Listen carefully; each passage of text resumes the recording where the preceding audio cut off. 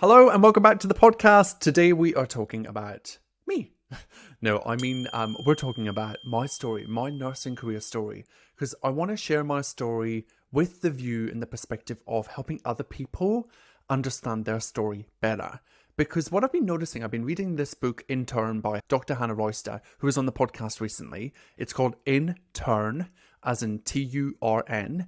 And if you haven't bought it, you should go and buy it. It is incredible. If you like fictional healthcare stories that are like 100% based in truth and fact and are complete reality, go and get this book. Support Hannah. This is not a sponsored episode. This is not an affiliate link. I just love the book, and it's really allowed me to validate my story through her story, or through the story of the character in the book, who I'm jumping to conclusions is her.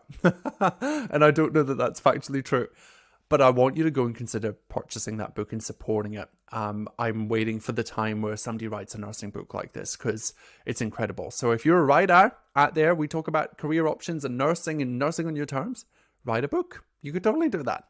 So let's think about or explore my career and explore what has got me to where I am today. And I share this for a couple of reasons. One, it's so important that we see that everybody's path is different. Two, I want you to give yourself permission through my story to tell yours. And I want you to give yourself permission to explore what is possible for you. So I started my nursing career journey back in about 2008. I was at high school at the time, and I was thinking to myself, what am I going to do? And I want to make it clear that nursing was not my first choice. So if you're somebody that doesn't, it relates to that, and it's like, nursing is not my first choice, preach. It was not my first choice. I had not even considered it, to be honest. I was a LGBTQIA plus, queer 15, 16-year-old. I was in my final years of school, because in Scotland we finish early because, education's boring. Lol. I would definitely go back and change that. And I was in a place where I was like, what do I do? I don't want to be at school anymore. What do I do? And I wanted to be a musician, and I wanted to actually study languages. Ironically, I now live in France, and I've realized that I don't love languages. And that's a good point. Things change. We change as humans. And I think that's important for us to give ourselves permission around and acknowledge. So at the time, I was like, I'll do all these things, and I'll be the first person in my family to go to university, small town Scotland, lots of industry work. Not so much degree-led jobs in that town. And my family at the time, my parents, I love them to pieces, but they were like, what are you going to do with a linguistic degree? What are you going to do as a musician? How are you going to make money? And I think they were super worried, and I get it. At the time, I was stroppy and I was a little miffed about this, but looking back, I totally get it and understand. So I thought to myself, well, what do I really like doing? And this was my gauge. What do I like doing? And I realized that I'd spent my whole life growing up in healthcare facilities. I'd been going to work with my mum when she was, when I was much younger, before and after school. She worked in a nursing home. So I spent most of my mornings, my evenings in nursing homes, connecting with the residents, chatting to the patients, connecting to their families, even going out to some of the events. So it just seemed natural that I would become a nurse. Like, really great career decision, right? Maybe. And at the time I put two and two together, and somebody said to me, I can't remember who it was, why don't you just become a nurse? You're good with people, why don't you do that? And I say this because I know a lot of you have a similar situation. Somebody just says to you, you should become a nurse, and you just run with it. And look, I'm not here to hate on that. On reflection, I'm like, probably not the best basis and foundation to build a career, but here we are. And it's I wouldn't change a thing now, but looking back, it's not a great decision-making filter. Anyway, I went to college for a year. I joined a healthcare course as a pathway into a degree. So I took that route. So I kind of went through like a TAFE into a uni, the Scotland version of that. And I loved it. I met some amazing clinicians, and I got to the end of that year, and I was told that I couldn't apply for university because I was too young. They wouldn't accept me into the program because I was only 17 at the time. I was super, super young. So I was devastated. I thought the world was going to end. And I was like, why would you let me take this course if I can't pursue the next step? So being the high performer and the person that I am, I was like, no, I'm going to fight this. So I fought it, and I got into the degree. And I started my nursing degree at 17. Now, there's lots of people that listen to this that start super young, super early in their career, and there's people that start later in their life. And is there a right or wrong? Is there a good or a bad? I don't know. I don't know. You get to decide, right? What you tell yourself about that is what you get to decide. But at the time, I had so much fear and doubt. I was an imposter. I had low confidence. Everybody, nurses be kind to each other. Everybody around me told me that I wasn't going to be a good nurse because I didn't have enough life experience, which was factually true, the life experience part. But you can be 17 and have a lot of life experience, you know? So I think that if you are somebody that is in a situation where you're not, quote unquote, got enough life experience and you're too young and people are telling you that and you're hearing that and your brain starts believing that to be true, I want you to just see that it's BS. And I want you to make up your own mind, okay? Because in that moment, I got caught up in that and I believed it to be true. And for years, that kind of narrative ran my life. I'm too young to do this. I'm too young to apply for that. I can't do this. I'm not at that stage yet. I don't have enough experience. What if I don't have enough life experience? What if I can't connect to patients? And of course, I proved it all wrong throughout my career. But just notice that if it's coming up for you. So I went to uni in Edinburgh. I studied there. I did my bachelor's. Did pretty well. Got a distinction. I travelled 2.5 hours to and from university every day. So 3 hours a day traveling, which for Aussies is nothing, but in the UK at the time that was huge. I didn't stay in the university complex. I stayed at home with my parents and drove up and down with a couple of us in a car, and we had lots of fun. And I used to spend all the time in that car talking about my big plans, my career dreams, and I was going to be the director of nursing and the CEO. And if they could see me now, if they could see what I'm doing now. But I honestly do love the path that I've taken, but it's just so interesting. And I bring that up because I get on coaching calls all the time and people say to me, Liam, but I just have this plan. This is my goal. And we forget to check back in and see if the goal that we set ourselves when we were 19 still fits now when we're 29 or when we're 25 or when we're 55. We don't stop to check that the goal still fits. That version of you had a very different perspective, a very different experience, very different goals, very different thoughts, different beliefs. At that point in time in my career, I thought that I could change the world. I was like green and so naive. I was like, oh my God, like these nurse managers, they're terrible. I'm going to show them, right? I was like super sassy and like totally, stepping into my little gay self. And as I moved through my career, I'm starting to like change my beliefs and my thoughts. And I'm like, oh shit, this is why it's hard. Oh my goodness. This is why they can't implement that. So check in with yourself. If your goal that you set yourself a couple of years ago is feeling like really shitty in your body, if you're not feeling aligned with it, if you're not feeling like it's moving you towards where you want to be and that goal's maybe changed, maybe the goalposts have changed. Let's normalize that. Okay. So at the time, that was my goal. And they would be fed up of me talking about it every day. And we'd drive up and down and we'd do our exams. And then we finally finished. And when I finished my degree in Scotland and the UK, we don't have graduate programs. They're not a thing. Do I think we should have them? Maybe. But I just had to apply for jobs. So I got an email from the uni saying, there's this hospital down in Reading, down outside London, and they're looking for nurses. So I said, sure, let's apply. And I had not even considered leaving Scotland at this point in time. And us Scots, like, we're home birds. So I was like, oh my God, what would I do if I got it? Like, I have to move to London. But then, like, the part of me that is, like, the gay part of me, like, the Liam that's like, adventure and excitement was like, this is going to be so good. Because I wanted to get out of the small town, small mindset kind of vibe. It just wasn't really serving me at the time.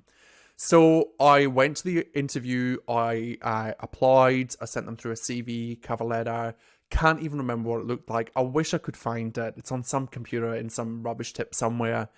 It was probably an absolute hot mess, but I got the job. I went to the interview, I did the medication calculations and went through the interview process. And I remember, I can still see it and I get a bit sweaty and clammy thinking about it. Went into this interview and they're sitting there and they're like, really lovely and they're really kind actually. And it was all directors of nurses and matrons. And I'm like, oh my God, this is what I want to be doing in the future. And here's me, little 19-year-old Liam, like, I'm going to change the world. And I'm so passionate about changing nursing and the culture and all of like, oh my God, I wish I could watch it back. It would be hilarious. But I got the job and they were really impressed, seemingly. I got feedback from the recruiter saying that one of the things that they actually said, which was my feedback, was, you're going to be a director of nursing one day. And I was like, oh, how interesting. Now, we could talk about that because there could be so many things there, like gender biases and all of the things. But at the time, it was like validation. It was like, I've made it. Oh my God, this is my path. And I moved down to Reading and I started my job. So I started my job in an acute clinical decision unit at the time it was called. So it's like a medical admission and planning unit. We had, I think I'm going to butcher the numbers, but we had a big unit. It was like 2 wards opened up to work together. And we had I think we had like maybe 50 beds. I could be lying. I can't remember. And we had a 4-bedded HDU. Remember vividly my orientation and just being like so excited about everything, like even like the manual handling training. I was like, this is so fun, this is so cool. And then I got onto the floor and I met my educator and she was really lovely, and I started meeting the team and everybody was young, dynamic, fun, and I was like, I'm gonna love this here. And I did. I absolutely loved it. But I do remember that first couple of days for the grads that are finishing up. I remember the first couple of weeks were absolute emotional turmoil. It was hell. You know, new organization, new paperwork, different country, Scotland to England. You know, NHS is not the same everywhere. So different paperwork, different systems, different processes. I grew up in a town where everybody knew everybody. I knew nobody. There was cultural diversity. There was much sicker patients. And my first job was in this busy acute medical ward, acute medical admission planning unit. And I had 8 patients. 1 nurse, 8 patients, 3 of them in the side room, the rest of them in a bay. So I might have 6 in a bay, I might have 5 in a bay, depending on the bays that we were in. And then we'd have side rooms. And the side room patients were super sick, super sick. Like, I'm talking BiPAP, CPAP. They were sick in a side room with infection control issues. So I was like, oh my God. And I remember the first day I met one of my first friends in Reading, Parminda, who just like looked at me and just like, you're new here? I'm like, yeah. And just like, good luck. Like, it's going to be fun. You're going to learn lots. And she had just started a couple of weeks prior. So we had an immediate connection. So find those people. Fast forward to a couple of weeks and I'm settling in. I make my first mistake. I give the wrong medication. The wrong dose to a patient, and the world collapses in a big heap. And I think that I'm going to lose my registration and all of the things happen. The patient was completely fine. And of course, it was just, it was just human error. I just was rushing. I wasn't paying attention. I was multitasking. And I was probably starting to get a little cocky and like a little bit confident in my approach. And it just all crumbled down. I remember crying, feeling really terrible about it, being pulled into the educator's office and being told that I had to go back through my medication assessment. I had to do all of this work to reconfirm that I was safe to administer medications. And I was like, oh my God, how embarrassing. And I share that because you're all going to do it. It's going to happen at some point, whether it's a week in, 3 weeks in, a month in, it's going to happen. And the best thing that you can do for yourself is tell the people and be honest with yourself. And on reflection, be kind to yourself. So that happened, and then I applied for a postgraduate certification, being the high performer that I was, because I thought, I need more certificates. What am I doing? I need more certificates. So I applied for this HDU course, bearing in mind I barely stepped foot in the HDU. And I get in there, and I'm like, oh my God, I need all these skills. I need to be able to read the central lines and all of this. So I did this short course at the University of West London, and I did my HDU kind of competency critical care course. And I was told at the time that I wouldn't get a place because I'd only been there for 6 months, and that it's not possible for people that have been here 6 months to get this opportunity. And, in True Liam style, I saw an opportunity and I went for it. And I gave myself permission. And you might start to see some themes here in my career trajectory and what I preach about today, which is giving yourself permission to just go after what the hell you want, regardless of the rules, okay? The rules are there to be broken, always. So I got into the program, I did the course, it was incredible, and it gave me this passion, this hunger for critical care, and the new level of knowledge, and like the insight and the pathophys and all of that. I was like, oh, I love this. And then I want to share the story because I was approached for an opportunity about a job, but not in a way that you think about it. So I want to remind you all that we look after humans that have humans that are their relatives. And those humans that are relatives, or even the humans that we're looking after, they potentially could be people that might want to hire you one day. They may be a director of nursing. They may be a CEO or somebody that has some kind of influence and power. So I was looking after this patient and I had a really busy day. It was a hot mess. It was a 12-hour day. I hadn't had a break. It was like 3 p.m. I started at 7. Patients coming in, out, in, out, in, out. And I had a couple of consistent patients that had stayed because there was some things outstanding. And there was a family around this bed the whole day. They were really lovely. And I was just getting in there, getting the stuff done. And in amongst all of it, nothing was ever a problem for me. I was always, even though I was internally like stressed the hell out, I was always trying to make it like light and light-hearted and have fun and connect with people. I think that if we can't make our patients put them at ease, then we're in the wrong job. So I was trying as best as I could to not show them. And I was looking after this one patient in particular who was stable but unwell. And her relative came up to me a couple of times and wanted a few things. And each time I said, absolutely no problem. For sure, I'll go and get it. I've just got X, Y, and Z to do, but I'll come back to you and blah, blah, blah. And they were always like, no dramas, fine. So get to the end of the day, and this relative approaches me and she says, I just wanted to have a chat with you. And I'm like, oh God, what have I done? What have I done? Because as nurses, that's how we think, right?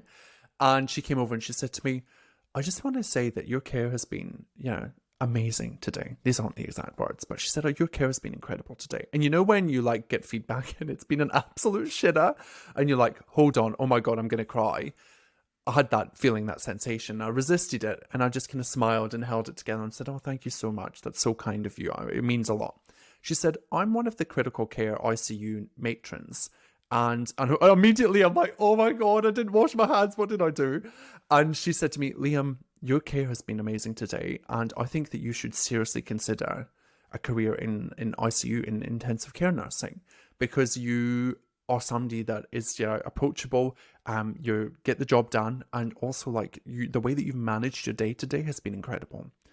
And I was like, now I was crying, I was like ugly crying, started. I'm like, oh my God, thank you so much. I've only been here for a year. So that was beautiful. And she said to me, you need to come up and have a chat to me in the intensive care and let's see, if we've got some jobs opening, maybe you should apply. And for new graduate Liam, like a year into my job, a year and a half, I was like, oh my God, is this even real? Like, I'm going to potentially be considered for ICU. So I went, I applied, I was like skipping home with glee that day, even though I'd had a shit day. And I was like, I need to apply. So I applied, I interviewed, I got the job, could not believe it. I was like, they've made a mistake. They must have made a mistake. But no, they wanted me. So I started my ICU journey. And that matron that gave me that opportunity, that gave me permission to believe that it was possible for me, is why I do what I do today. Because that matron for me changed everything in my career path. She was the one and only person that gave me permission to believe in a possible future, in a different path. I'd never even considered being an ICU. I hadn't even done an ICU placement. I used to think ICU nurses were like, they've got one patient. Meh. I was like, I'm going to be a medical admission planning unit nurse forever. Like, I love it. So I shared the story, not to gloat about how amazing I was. And I think I was pretty amazing. And I'm happy to share that. But I think that it's important for us to acknowledge that we need to give ourselves permission to consider other possibilities, other things that we haven't even considered that other people can see in us. So from there, I started ICU. And from there, my career kind of just grew and developed. And I always do say this, a career in ICU is a great career, but it's also a really great foundation for doing lots of other things. Now, the trouble or the trap with critical care is that when you get in there, it's like, how could I ever leave this? How could I ever go back to having 4 patients? Like, I've done this for 10 years. How could I ever go back to not being a specialist and having such autonomy and being able to look after the sickest people in the hospital? Nothing ever feels like it's going to land again, right? But you have to give yourself permission again to check back in with your goal and see if it aligns with where you want to be. I talk to lots of people that are 5-10 years into ICU and they're like, I just don't like this anymore. I just don't want to do it anymore. I'm like, that's because you've changed as a human. Your goal once was to be an ICU master. And now that you've mastered ICU, now you have a new goal. Give yourself permission to explore that and to move forward. So I started in ICU, I did my transition, I had an amazing 6 weeks where I was like kind of like supernumerary. I don't even think people get 6 minutes now, but I had 6 weeks at the time and I loved it. I loved it. I'm like the perfectionist type, right? My bed was perfect, my bed space was clean, everything was prepared. all of the things. I used to laugh when I'd take over from people internally and it was like a hot mess. I'm like, what are you doing? You know, I'd have all that bitchy inner narrative. But I loved ICU and I loved the challenge. And I built my career in ICU over the next year and a half. And I got accepted into doing the ICU postgraduate course and I met my partner. So it was like, what do I do? Where do I go? Do I leave? Do I stay? And again, I had to give myself permission to give up an amazing opportunity in an ICU where I'd built an amazing career and that I was on track. I was on track to get the course, to then become a senior nurse and to move towards my goal of being a matron or a charge nurse. And then imagine being a director of nursing of critical care. Like, imagine what that would be like, Liam. But in that moment, I had conflicting choices, right? Move to Australia with my partner, who could be the person that I'm with for the rest of my life, or stay here, get a critical care degree and find somebody else. Find pretty big decisions to make. And I was starting to get burnt out at this point because even though I only had one patient and even though I had, that myth of ICU nurses only having one patient, the patients were sick. They were very sick and, managing them is hard work. So I obviously chose to go with my partner. And in that moment, I was in what I see a lot of you experiencing, which is cognitive dissonance. Two competing thoughts and your brain in that moment just wants to go, I don't know. I don't know what I'm going to do. So when we say I don't know to ourselves, we're giving ourselves permission to indulge in confusion. And I don't know about you, but when you say I don't know, like I just did there, I don't know, when you say I don't know, it never feels good, ever. Just think about it. I don't know. It never feels good. Like, it's confusion. There's a bit of fear in there. There's a bit of worry. There's a bit of anxiety. So when we tell ourselves, I don't know, it means that we don't have to make a decision. It's your brain's way of keeping you safe. And this is where most people get stuck in the nursing career. Because they know what they could be doing moving forward. They know what is possible for them. They do. You do know what's possible for you. You're just not allowing yourself to see it.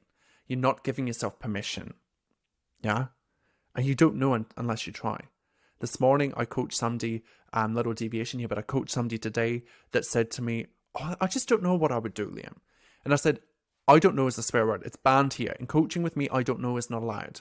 So, talk me through what your dream ideal day would be. And she was like, Monday to Friday, this amount of money. I'd be driving to work. I'd be starting at this time. I'd be doing that. And I went, how funny, your brain just told you 2 seconds ago that you don't know. Do not listen to your brain's bullshit around, I don't know. Do I stay and do the postgrad in critical care or do I go with my partner? I could have sat in indecision and I could have lost both opportunities. Yeah? So give yourself permission to know what you want because you do know what you want. So in that moment, chose Luke, and grateful to say that we've been together for 10 years, so we're still moving forward. And then I moved to Australia. And again, that's like a whole new world, right? Different country, different experiences, different systems, public, private. Never worked in private before because the UK, it's only for the prestigious rich people. And in Australia, it's pretty prevalent. So did agency nursing for a few years. I gave myself permission when I moved to Australia, actually, to not nurse. I said to myself, I'm not going to nurse. I'm just going to try something else because I finished at 19. All I've known is nursing. That's it. I was an AIN. Well, I was a cleaner and I was an AIN and then nursing. So I was like, maybe I should try something different. This is the right time to do that. So I gave myself permission again. And I didn't know what was going to happen, but I knew that I had nursing as a backup. And I went and tried a couple of different things. So I went and tried selling car wash spray because it seemed like a good opportunity at the time. And I was out and about in Australia and I was walking around and it was an absolute disaster. But I learned that at that point in time, sales was not my skill set and selling something that I didn't really care about, not great. And then I went and worked in a restaurant and I did hospitality. And I did my trial shift and then I never went back because it was hellish and horrible. And I thought to myself, I'm a great nurse. Maybe I should just go back to nursing. So I went back to nursing. I got my APRA and I did agency for 2 years. Gave myself permission to not commit to anything and to just explore all of my options. So in doing that, I had so many different experiences. I worked public, private. I did ICU, I did medical, I did surgical. I did ICUs in public and private. I did step downs, I did HDUs, I did PACU. I'd never done that before. I went and, what else did I do? I went and worked in clinics and supported in clinics. And then I also worked for university. So I did clinical facilitation. I set up some educational programs for an agency. I was getting all of these different opportunities left, right, and center that I had never even considered was possible. So that is the beautiful thing about agency. If you're somebody that's like, I don't know what I want to do, go and do agency. Nurse on your terms, and don't let your brain tell you that you're not going to have enough money, that it's not going to be safe and stable work. There is so much agency work out there. It's incredible. Go and do agency for 6 months. Give yourself permission to try all of the things and then make a decision moving forwards. Okay, it's one of the easiest career moves that you can make. I'm just going to give myself a year to do agency. And if I find something in that year that I love, I'm going to run with that. And if not, I'm going to keep trying and I'm going to try different things. So I did that for about 2 years and then we moved to Canberra. And we moved to Canberra because Luke finished his PhD and we got an opportunity for him to work for the government. So awesome, moved down there. And in Canberra was the first time that I really exposed myself to full-time permanent work and also to cultures that weren't great. And I, at this point, was like maybe 4.5 years into my career. And I just was like, hell to the no. And if anybody's moved hospitals before, you understand this. Every time you move, they're going to make you do everything all over again. Every single time. So I talk about this a lot, which is like compounding career trauma, where every time they ask you to repeat something that you're already efficient in and that you've practiced doing for 4 or 5 years, it's like it plants a seed of doubt. This is what I hear all the time in our nurses. It's like, well, I moved jobs and they made me do all of my competencies again. Because in nursing, we seem to not want to respect that people have experience. We don't want to respect that people have committed to doing the work that they're doing and that they actually have skills. And because I came from the UK, it was like, well, how do we know that you really do that? Even though I had all the competencies, even though I had all of these things. So it was a really interesting experience for me. I had to start all over again. I was getting the patients that were super basic ICU patients. I was being taught things that I'd never ever in my life heard were actually evidence-based. So I was questioning lots of things and the culture wasn't great. So I went from full-time, enthusiastic, ICU, highly skilled clinician to going down to 3 days a week, 2 to 3 days a week. I eventually dropped it to 2. That was all within a 6-month period. I share this with you because this is the impact of a job that is terrible alignment for you. If you are somebody that cannot actually face going to a job because it is so bad and you're dropping your hours, you need to get out of there. Please book a call with me. Let's have a chat. I, for the first time in my nursing career, got burnt out and was super depressed. I put on like 10 kilos. I was eating my feelings. It was hell. I was not drinking like getting drunk, but I was indulging in wine. I'd have a glass of wine because I deserved it. And I know some of you will relate to this. Because we use this as coping, right? We use it as coping mechanisms. I had bad managers that blamed me for things that I never did. I had doctors screaming in my face for them not dealing with a potassium that was 7 in an ICU. And like having to beg people to do things for our patient. It was hell. It's hell on earth. So I eventually got to a place where I was crying. Every day I came home, I was crying, I was upset, I was bitching to my partner, I was ranting about it all when I came home for like 3 hours, and I was not sleeping, and it's just full cycle. I know the people that are listening to this that have experienced this understand 100% what I'm talking about. If you don't, I hope you never experience it, but that's the whole reason why I'm here, so that you don't. Or you recognize it quicker than I did, because it took me a long time. So from there, my partner said to me, enough is enough. You can't keep doing this. And he said to me, Liam, you're made for better things. You can do more. And I was like, no, I need to get a master's. I need to get a master's before I can move on and do something different. And he said, no. He said, go and find a new job. Find a new opportunity. What do you want to do? What do you love doing? And I'd done an advanced life support course through the Australian College of Critical Care Nurses the year prior when I was in agency. And I loved that. And I loved the whole experience. And I loved the trainer and I loved the teachings. So I thought, why don't I do that? Why don't I see if there's like a teaching job? And of course I looked and there was a teaching job available at one of the other hospitals. And I said to my partner, I said, I can't do this. I'm not qualified. Like, why would they pick me? Everything that you guys tell me on the calls, I've been through. I hear you. I see you. I've done it. And he was like, come on, enough. Now, Luke, for background, Luke has a PhD. Luke never lets anything stop him. And he has really positive inner talk. He's very lucky in that sense. So not lucky, but it's just how he's been designed. So I am the complete opposite. And he was like, enough. Get on with it. Apply. Call them. Apply. And he was like, he was like the ICU nurse. He was like giving me the guidance, and I was kind of like reliant on him to help me see what was possible. So I reluctantly applied, I sent it through, and I got an invite for the interview. And I was like, oh my God, what is happening? Like, is this actually going to happen? So I got all dressed up and I went in, and I was 10 kilos overweight and I felt absolutely terrible. But I was like, I need this opportunity. I was in that real desperate energy of like, I need to go in here and perform. I need to show them why I'm the best fit for this job, even though I don't have all of the things that they were looking for, because I didn't. I had an ALS course, but I wasn't a trainer. And I applied for an advanced life support trainer opportunity, but I didn't have the qualifications, quote unquote, on paper. So I went, I interviewed. It was the most amazing interview I've ever had. That same week, I was interviewing for 2 opportunities, both promotions. I'd never been promoted before.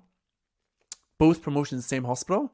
One of the people on the panel, on both panels, was similar. So they were the same person on both panels. So I had so much mind drama about that. I'm like, oh my God, they're going to not give me any opportunities because I'm just trying to get out and blah, blah, blah.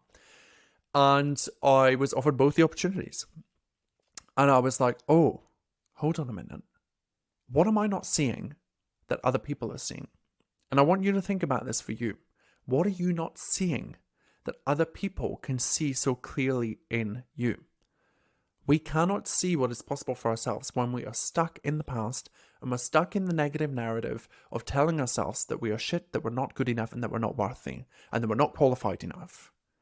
For me, if I had not taken that opportunity and just pushed against all of the drama that I was having, I would not be here today.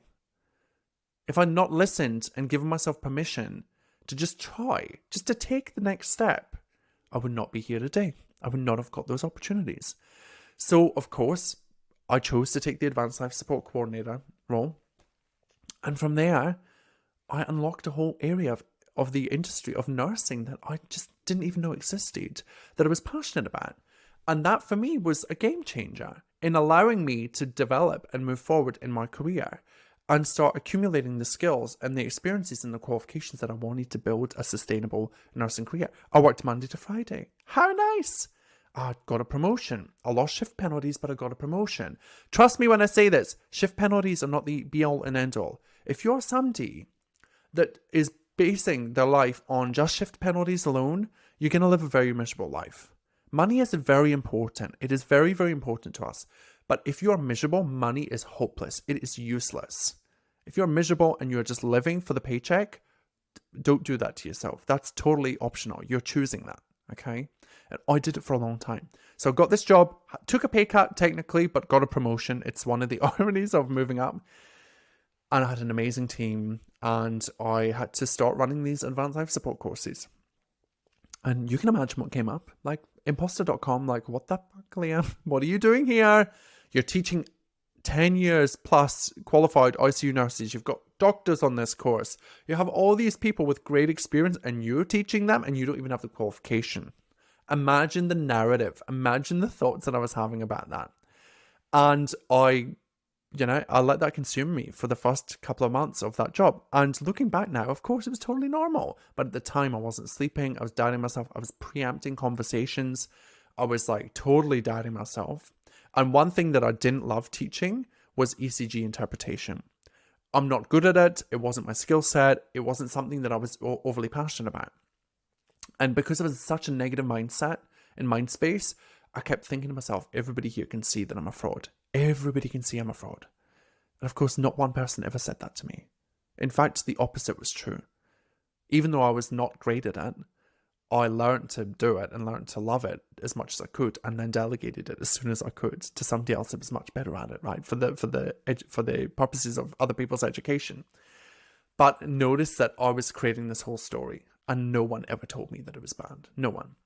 So I loved that job. I did it for eight months or so, but I kind of got bored in the fact that I couldn't really do a great deal in that role. It was very specific, And I was running one course a month. So really the whole month was spent preparing. So in true Liam style, I went out to find other opportunities. And I found outdated paperwork in the hospital. I found opportunities to improve quality and safety around recognizing deteriorating patients. I found gaps in our adherence with the national standards. So I went to work. And I partnered with people and networked. Everybody knew my name in the hospital. And I was looking for opportunities to help. And I did that. I changed, implemented new processes in different departments. I changed clinical practice in theatre and recovery. I'd never worked there in my life, but I helped the team there improve their understanding and their knowledge and their paperwork around recognising deteriorating patients. I educated midwives on met calls and all of that, and had to learn how to tailor it to midwives. And I worked with ED, where ED nurses sit there and they're like, we don't need to learn this. And ICU are the same, right? We don't need to learn this. We know everything. So I had to make it engaging and exciting. And then I had to fill gaps in medical education where they had no educator. And they thought that doing OBS was just a task. Now, I'm not using that as a sweeping generalization that that's what all medical nurses think or all acute, subacute nurses think. But you get the point, right? That's what most of us think. Oh, I've got to do the OBS. Instead of looking at it like, oh, this is an opportunity for me to assess, connect, and, become aware of what's going on with my patient so that I can preempt it.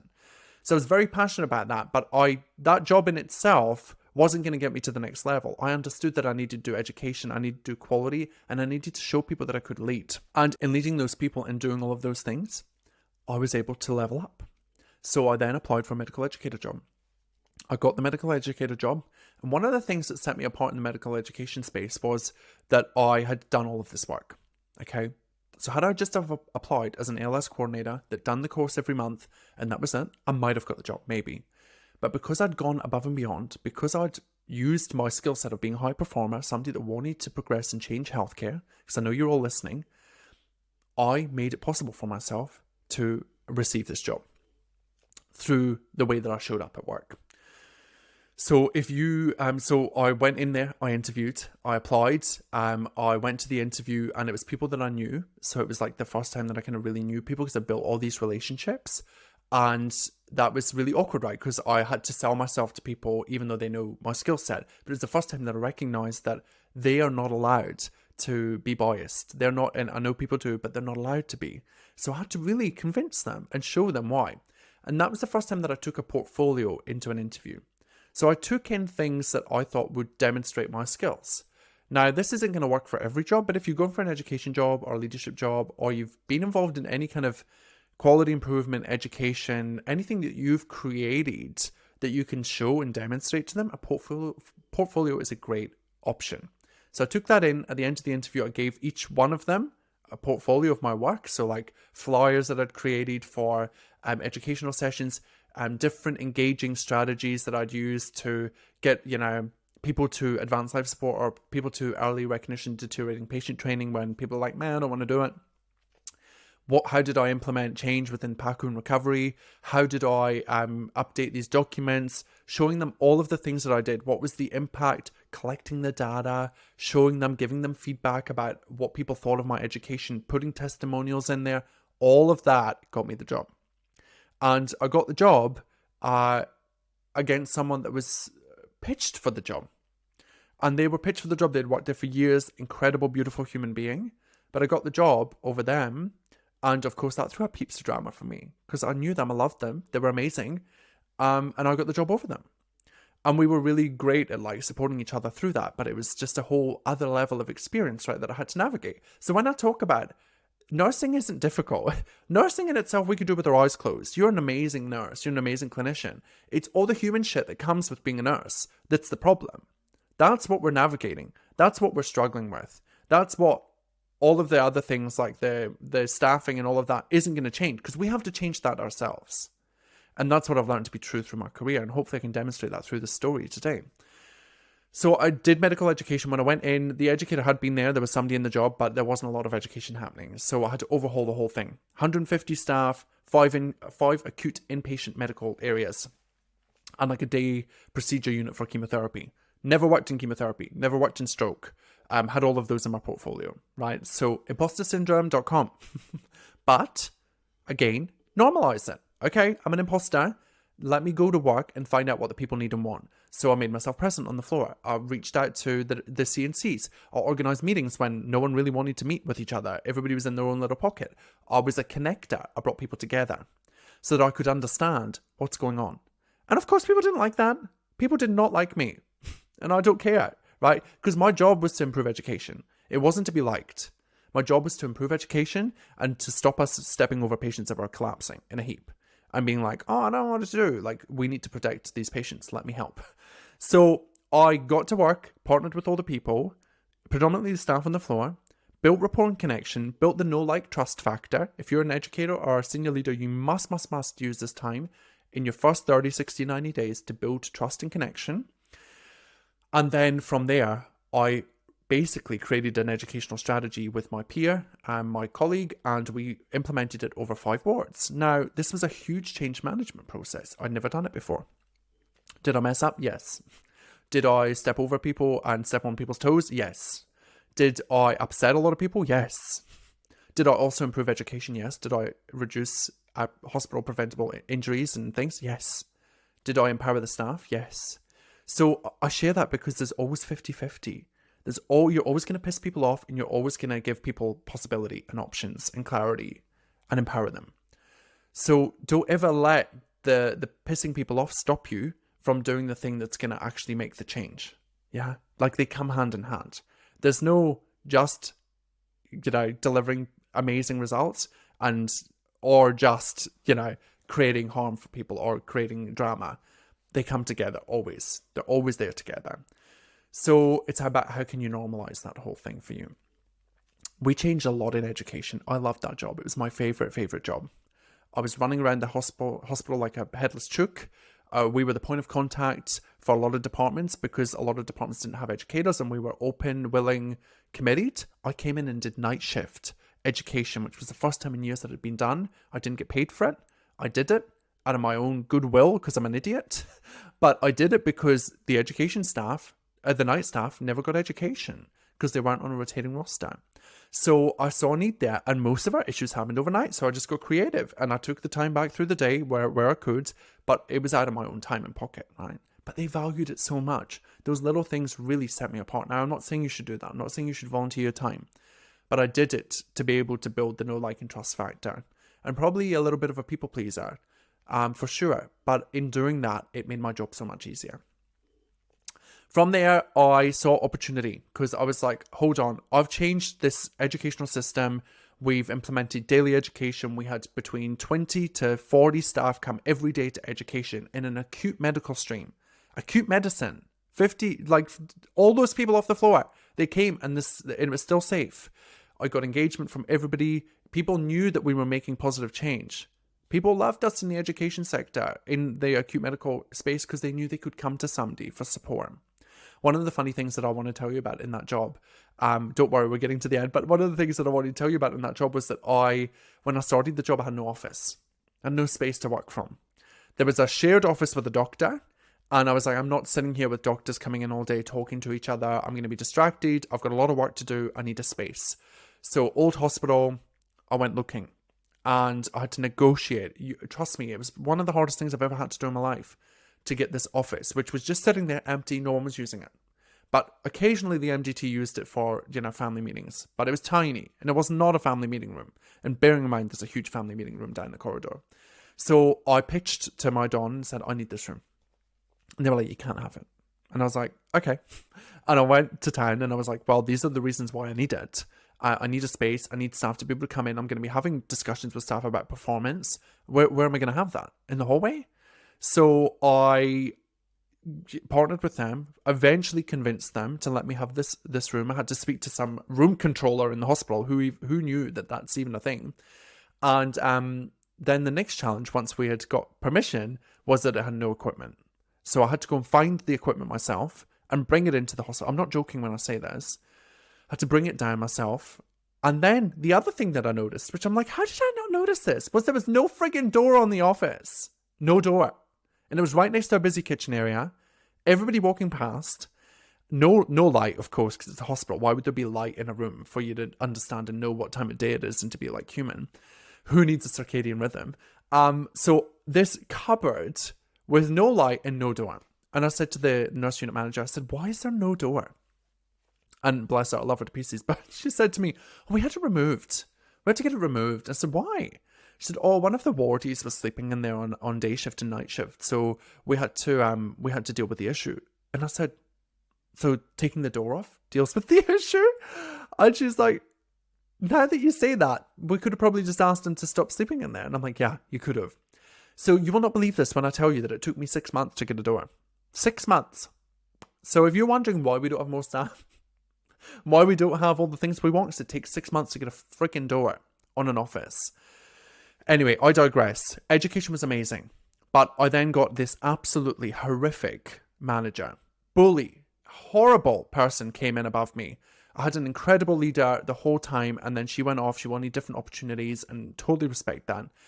And then we had the nurse unit manager job for the whole of the medical stream came up, and I went for it. And I thought, you know what? People really value me here. I'm got great connections, great rapport. I'm a perfect fit. I'm studying my Masters of International Public Health and Health Leadership and Management. Although I've never done this on this level, and I hadn't been a leader in that sense, i.e. a manager, I'd been an educator. I was like, this is the perfect job for me. I was like convinced that I was a shoo-in for it.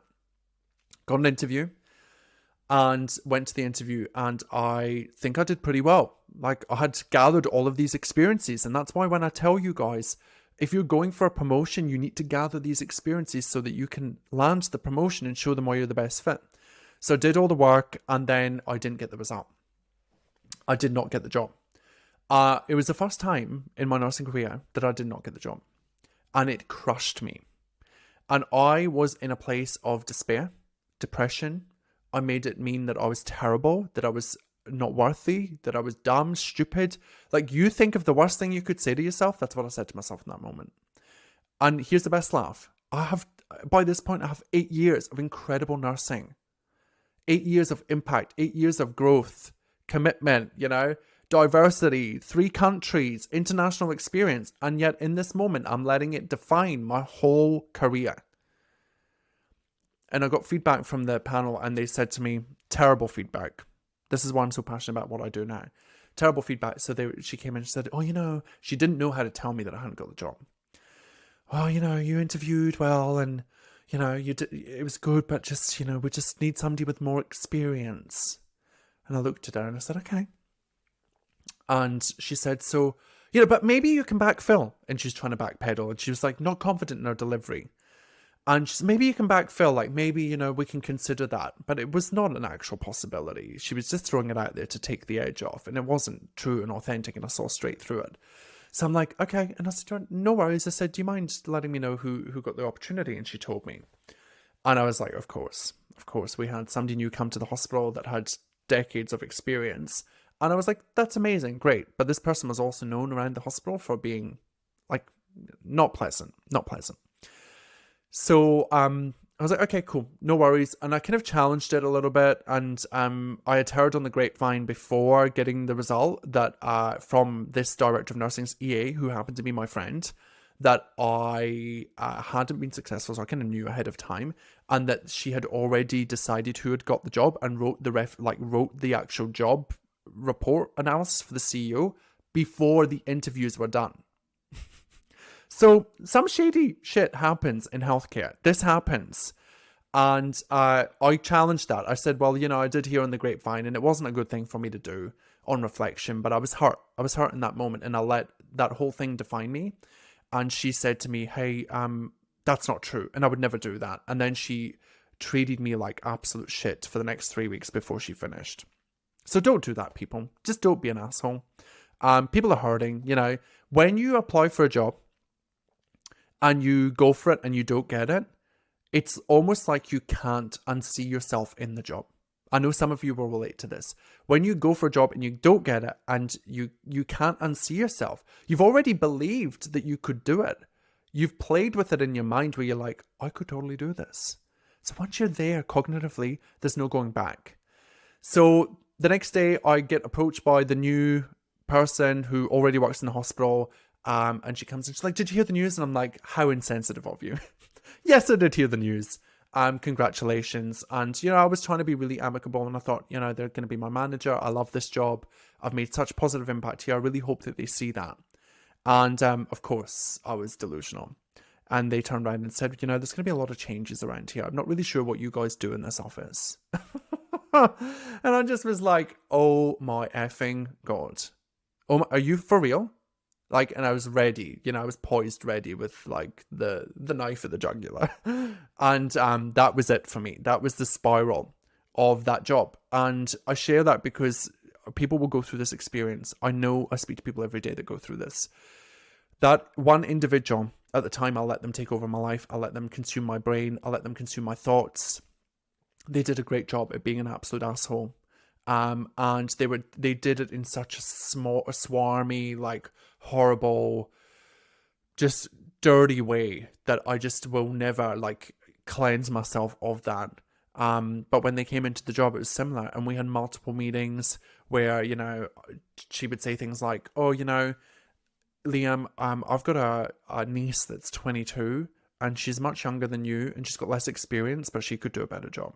I'm not kidding you when I say this. This is what came out of this person's mouth. So, blokes get bullied too. Blokes and guys in nursing get bullied. Nurses bully nurses. It doesn't matter of the gender. I share that because I know that people will relate to it. So it was horrible. I burnt out again. I was I quiet quit. Before quiet quitting was a thing, I was quiet quitting. And I was in a place where I was like, I'm never, ever putting myself through this again. If this is nursing, I don't want it. If this is what it looks like moving up the chain, I don't want it. And I was like, but I'm such a high performer. I'm so good at my job. People really value my contribution. And this one human is going to come in and ruin all of that. She's going to make my life hell. She was ready to take all of the options away from me. She was ready to put me through hell for the next year. I could just see it and my brain was going wild. So I gave myself permission. Gave myself permission to take 4 weeks sick leave. I got signed off. I gave myself space. I actually went to Fiji in this time and did my internship with a NGO in Fiji. And I didn't enjoy that experience because I was so worried about coming back to my job. It's the first time that I truly saw the impact of how your thinking impacts your ability to do your work. And how other people, if you let them, will ruin your life. She ruined my life at that point in time, and I let her. And that's why I'm so passionate about making sure that you don't let other people dictate what is possible for you, because it's totally optional.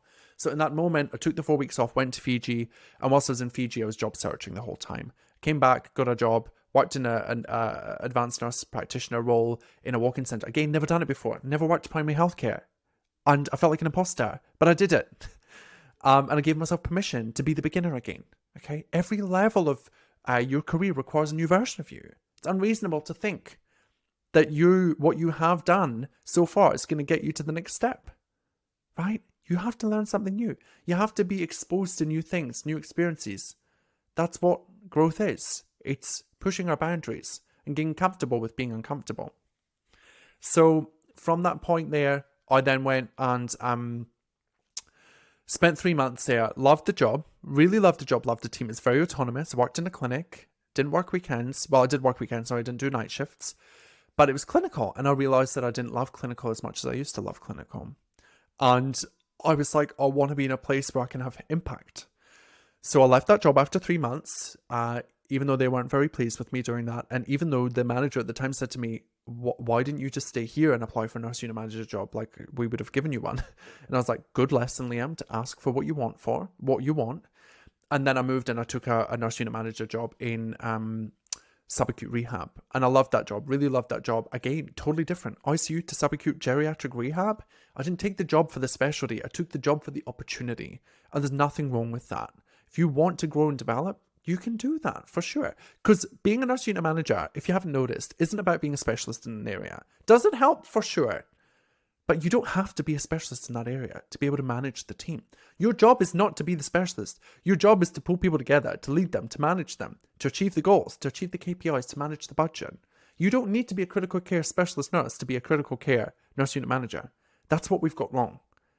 In fact, the best people that I've ever worked with have not been specialists in the areas that they manage. My best nurse unit manager wasn't even a nurse. She wasn't a nurse unit manager, but she was my manager in my first education role as the ALS coordinator. She was an incredible leader. Incredible. She was HR background. I didn't need her to be a nurse unit manager. I needed a leader that had different strategy, different insights, different experiences. I didn't need to be able to relate to them about how shit it all was. I needed somebody that would guide me, mentor me, coach me, help me get to the next level. Okay. So if you're somebody that's stopping yourself from going for a job because you're not from that specialty, go for it. Bloody hell, give yourself permission. I skipped over the fact that I did take a job in medicine as a CNC for a while. And that job happened within like a 24-hour period. The day prior, I just randomly to my NUM manager at the time as an educator said, you know, if there's ever a job opportunity as a CNC comes up, let me know because I'd love to take it. And then the next day, one of the nurse CNCs burnt out and she needed time off and it was too much. And I was in the job. So lesson to be learned there and asking for what you want and putting yourself out there and connecting and collaborating and making yourself known for the right reasons.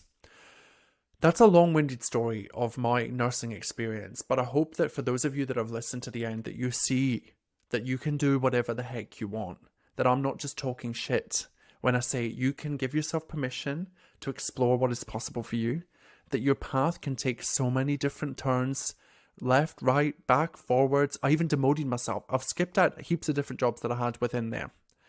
I demoted myself at one point because I just went, you know, I just miss the impact of education. You get to decide. There are no rules, only the rules that you create in your mind. So make sure that those rules in your mind serve you. Make sure that they have your best interest at heart. Make sure that they are not stopping you from achieving greatness. Make sure that the imposter syndrome, the fear, the worry, the anxiety is not the thing that stops you from achieving your goals. Because regardless, at every step in this process, those things, the fear, the worry, the anxiety, the imposter syndrome, the excitement, the elation, it was there at every step in this journey. There was not a change that I made where that was not part of my experience. So don't let that stop you from going after what you truly want.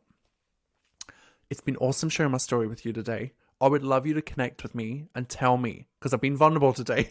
And I'll probably have a little vulnerability hangover after this.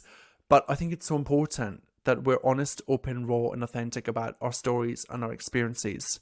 And that is why I set up High Performance Nursing, to help you normalize the nursing narratives and the nursing experiences that we have so that you can move through it, empower yourself to go after whatever it might be, whether it's clinical, non-clinical, or even leaving the industry. Everything is available to you. Everything is possible. I'll see you in the next one. Thank you so much for watching the High Performance Nursing podcast. Make sure you subscribe and hit that bell for all future video notifications. If you want to dive deeper into this work, please come and join us in the High Performance Nursing membership. All the links are in the comments below. We would love to see you there and help you thrive within your nursing life, career, and mindset. Let's do this.